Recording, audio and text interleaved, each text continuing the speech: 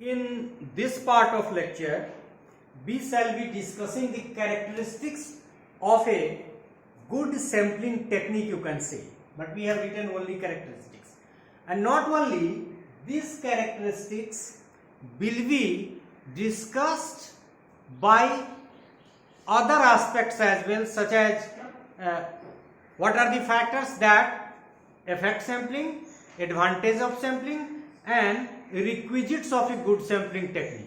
So firstly, we shall discuss the factor that influence sampling related decision, मतलब जिसको ध्यान में रख के हम लोग सैंपल को सेलेक्ट करते हैं. What are the factors? Those are instrumental for the selection of any sampling technique, you can say.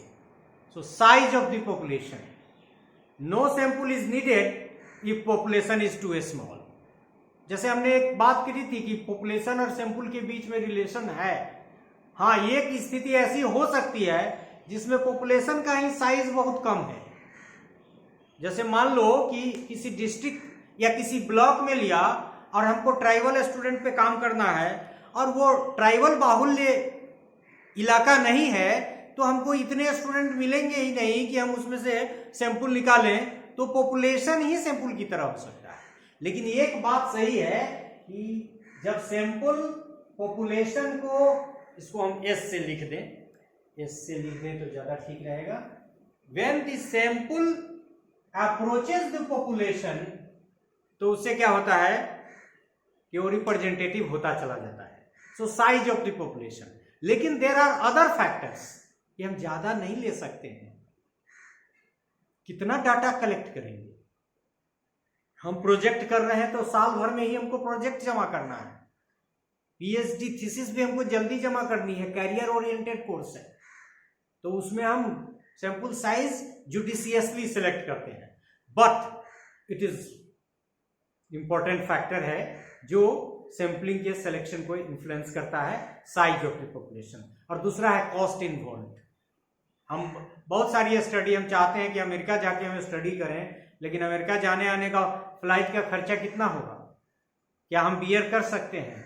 ठीक है, हमको 100 आदमी का ही लेना है वहां जाके, लेकिन जाना आना हु विल मैनेज? कोई स्पॉन्सर करेगा क्या?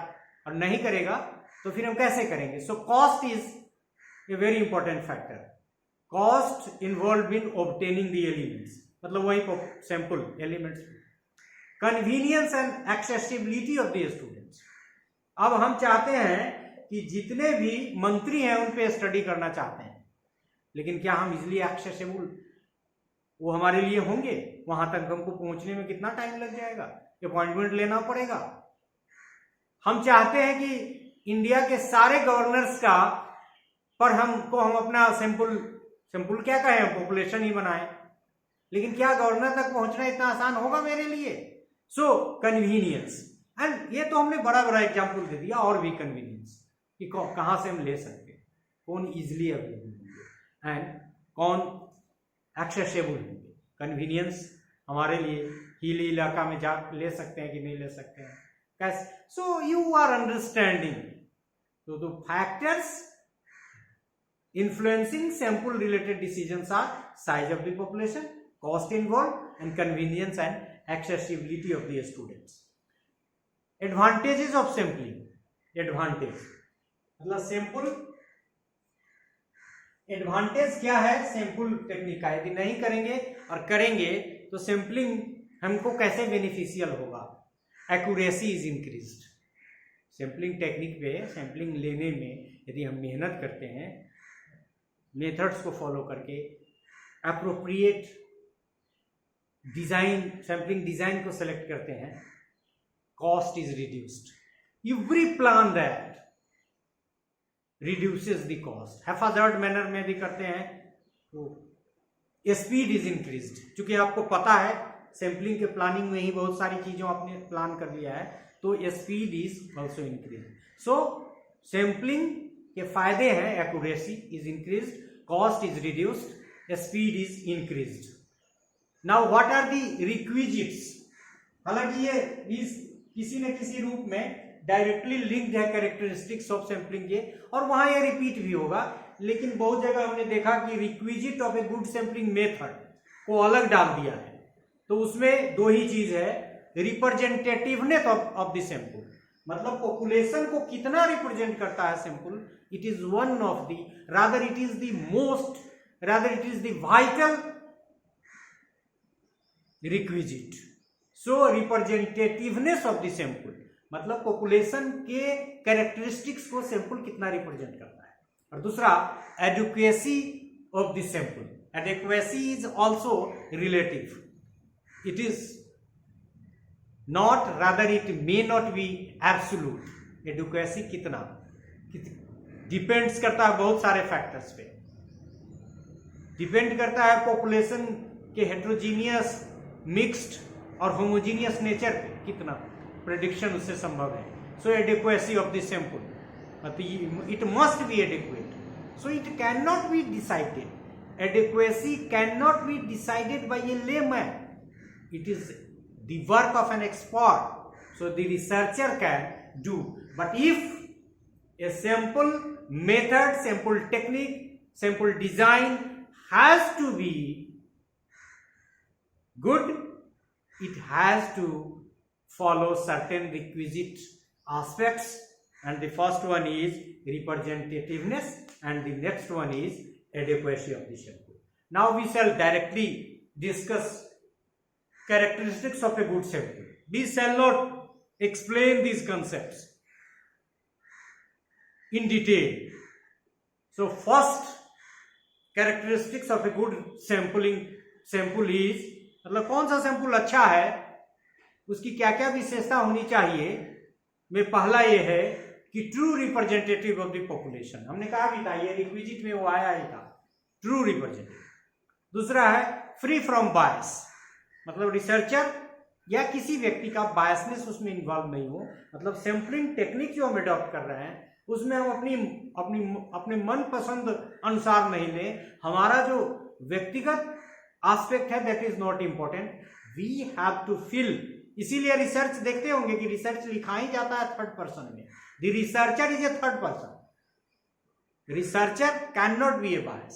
सो in the selection of a sampling, if it is bias free, it mean it is a good sampling technique.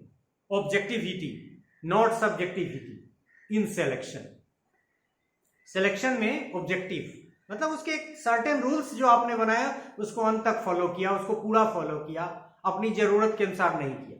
So you are not suppose to be subjective, rather you to objective. Accuracy in estimates, क्योंकि major purpose ही है sampling का कि वो larger population को estimate करे, उसकी characteristics को एस्टिमेट करे। तो एक्यूरेटली यदि एस्टिमेट नहीं कर रहा है, इसका मतलब है कि सैंपल गुड नहीं है, और यदि एस्टिमेट एक्यूरेसी के साथ कर रहा है, it means it is a good sample. Comprehensive in nature, comprehensive is also related to adequacy. Comprehensive मतलब जो पॉपुलेशन की कैरेक्टरिस्टिक्स है उसको एडिक्वेटली स्टडी करता है। जो कंप्रीहेंसिव मतलब जितना भी कैरेक्टरिस्टिक्स है उस पॉपुलेशन का, उस सारे कैरेक्टरिस्टिक्स से का रिप्रेजेंटेशन है, तभी उसको कंप्रीहेंसिव कहेंगे।